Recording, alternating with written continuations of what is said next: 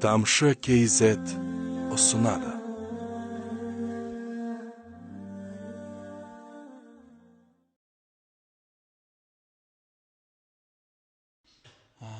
Енді қырағатсыз немесе қырағатпен намаз қалай болады деп айтады.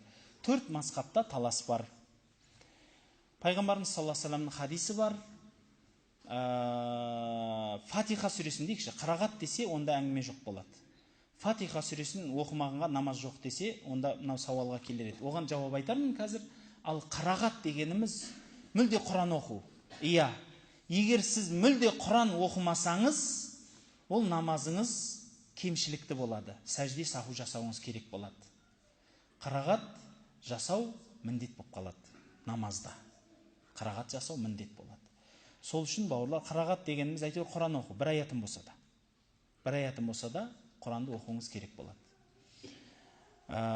Дегенмен бұл уәжіп амал, парыз емес. Уәжіп амал, парыз емес. Парыз болмағандығы оның дәлелі бар. Имам Абу Ханифаның мазхабының кеңдігін қараңыз, кереметтігін.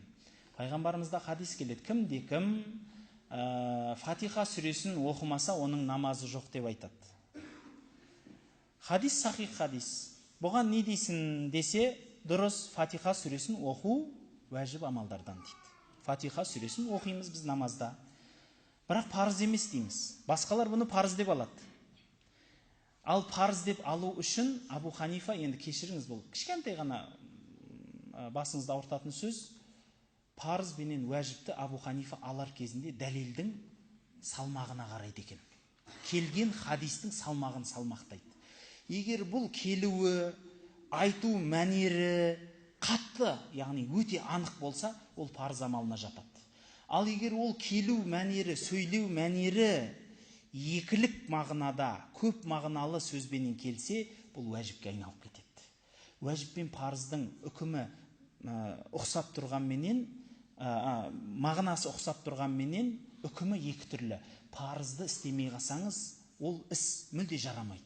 Ал уәжіпті істемесеңіз, ол іс жарайды, бірақ ақсап тұрады. Дәлел, намаздың ішіндегі дәлелді айтайын, практикалық дәлел. Сіз имамның артына келіп қалдыңыз, имам рукуғда тұр екен. Дұрыс па? Сіз келіп, Аллаху акбар деп рукуға тұрдыңыз бірге. Сосын барып имам рукуғдан тұрды, сіз де рукуғдан тұрып намазыңызды бітірдіңіз бірге. Сіздің рақағатыңыз санала ма?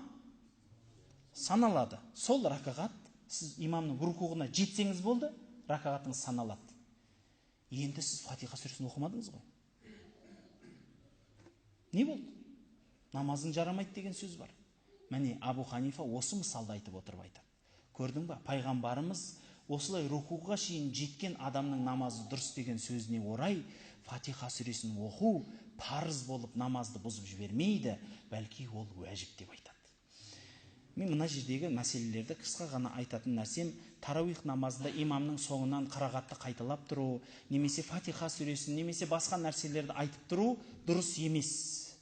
Қираатул имам, қираатул мұқтади дейді. Имамның оқыған қырағаты соңынан тұрған адамның қырағаты, имамның оқығаны соңындағы адамның оқығанына тең болады деп айтады. Сол үшін сізден тек қана сүкіт сақтап, имамға құлақ салуыңыз керек болады. Ішіңізден оқып бірге жарысуыңыз әдепсіздік және дұрыс емес болады. Имамның алдына шығу болады. Құран-ы Кәримде айтылады: «Ла туқаддиму байна ядайиллахи ва расули». Алланың алдына және пайғамбардың алдына шығып кетпеңдер деген сөз бар. Сол мағынаны ғалымдарымыз дамыта отыра, үлкен ғалымдардың алдында сөз сөйлеуде әдепсіздік болады. Пайғамбардың алдына тұрып сөйлегендей, Алланың алдына тұрып сөз сөйлегендей болады. Үлкен ірі ғалым кісі тұрғанда екінші адам отыратыны, мысалы бабаларымыз қари тұрғанда Құран оқымайтыны, бұл қайдан келген нәрсе? Яғни сізден Құранды көбірек жаттаған адам келген кезінде, сіз ішіңізден Құраныңыз аузыңыздан шығайын деп тұрса да, тыныш отыруыңыз керек болады. Мынау кісі менен көп жаттаған, осы кісі оқысын деуіңіз керек. Бұл діннен болады, бұл шариғаттан болады. Ал қазіргі кезде дүмше молдаларымыз не істейді? Біреудің үйіне барып алады да таласып жарысып кетеді. Анау пәленше көке оқып қойды десе, мен де оқимын дейді қазір. Жіберем, ұзағынан жіберейік дейді. Ана кісі бір дұрыстауынан беріп қалар дейді. Сөйтіп отырғанда мына жердегі кісі О, бекер қалып кете ма? Байекең тарқатып жатыр екен ғой, бізде оқиық. Тоқтай тұрыңыздар, қалай кішкентай отырыңыздар, біздің де ниетіміз бар дейді да, ай деп тұрып бұлда бастайды. Сол кезде төртінші адам келіп тағы да бастайды. Халық кетіп қалайын десе Құранды құрметтеп отыр. Анау кісіге енді ол дінді түсінбегесін, ай көп оқығаны дұрыс шығар деп, ол кісіде әйтеуір үміті сол. Бірақ бауырлар, бұның барлығы әдепсіздік болады.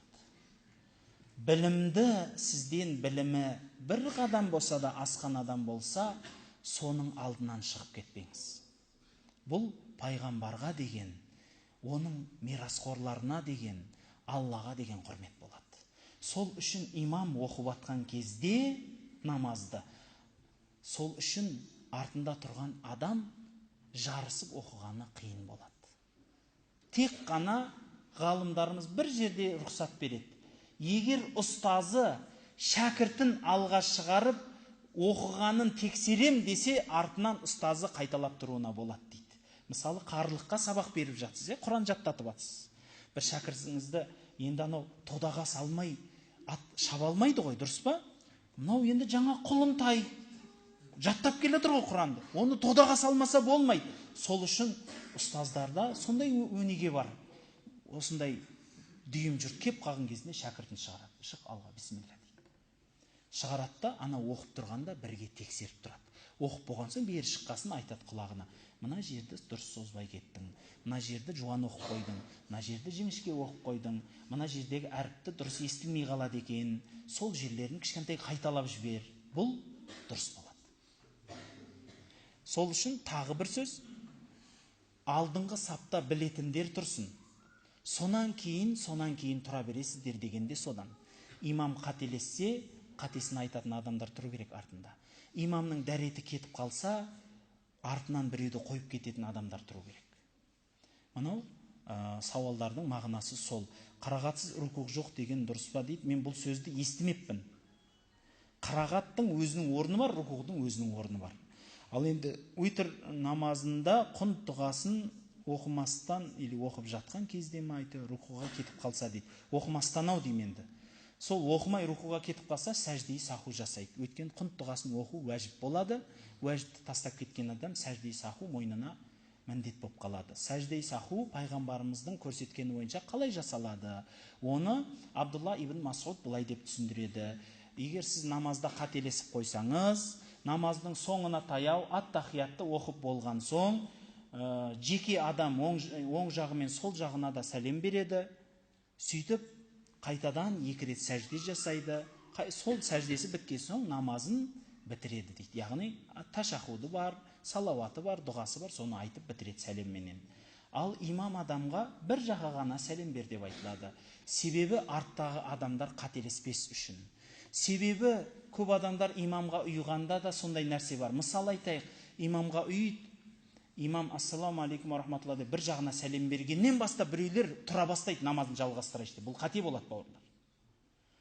Шыдауыңыз керек. Имам 2 жаққа сәлем бергесін тұрыңыз. Яғни сіз намазға кешігіп қалдыңыз да, сол кезде имам бір жаққа сәлем берген кезде тұрмайсыз. Күтесіз. Мүмкін ол кісі сәжде саху жасайды қазір. Сол кезде сіз де сәжде саху жасайсыз. Ал егер ол кісі сәжде жасамаса саху, ол кезде 2 жаққа сәлем берді деген сөз, сәжде саху жасамайым деген сөз. Ол кезде барып орныңыздан тұрып намазыңызды жалғастырасыз. Түсінікті шығар.